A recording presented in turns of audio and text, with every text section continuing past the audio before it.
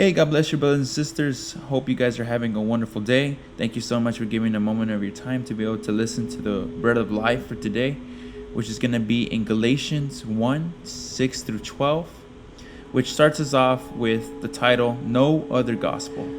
And it says, I am astonished that you are so quickly deserting the one who called you to live in the grace of Christ and turning to a different gospel. And 7 reads, which is really no gospel at all. Evidently, some people are throwing you into confusion and are trying to pervert the gospel of Christ. And I want you to pay attention to this. This is pretty crazy. It says in verse 8, but even if we or an angel from heaven should preach a gospel other than the one we preach to you, let them be under God's curse. Even an angel, all right? So in verse 9, we continue. As we have already said, so now I say again, if anyone is preaching to you a gospel other than what you accepted, let them be under God's curse. So far what this is talking about, brothers and sisters, is something that we may have experienced before as Christians through family members or friends from work. Basically, we run into people with different opinions about God and different beliefs, different conspiracies about the word and theologies, and a lot of stuff that may lead us into confusion, like how it says in verse 7, evidently some people are throwing you into confusion and are trying to pervert the gospel of Christ. You see it all over Instagram, you see it all over Facebook, a lot of people posting about their own beliefs and opinions, which leads us to verse 11, which says, I want you to know, brothers and sisters, that the gospel I preached is not of human origin.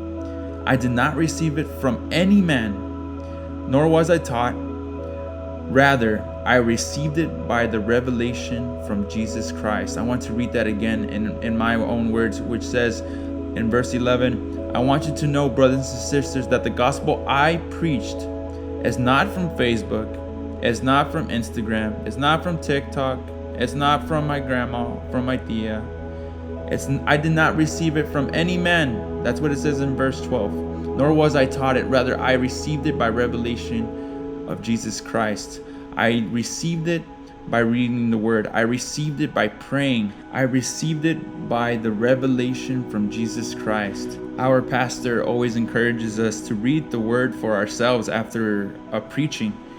Because like how it says in verse 8, but even if we, meaning even if I, even if your mom, even if your grandma, even if your pastor or an angel, even an angel from heaven should preach a gospel other than the one we preach to you, other than the one that is in the word, other than the one that is marked in the book of life, let them be under God's curse. Which means, I'm not trying to say that they might be wrong, but I'm saying that if your discernment is telling you that something's wrong, don't come to people, come to God. Go to the word and read it yourself. Pray about it. Because the more that we pray, the more that we read the word, the more confident we become in the gospel of Christ. And our discernment grows and becomes wiser.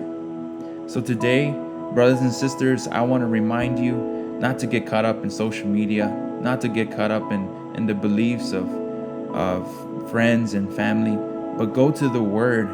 Go ask God about these opinions. Go ask God about the questions that you have, because only He has the answer. This word is written and inspired by God. He knows the answers. You don't have to go into anyone else, because like how it says in verse 11, our gospel is not from human origin, nor is it from any man, from social media.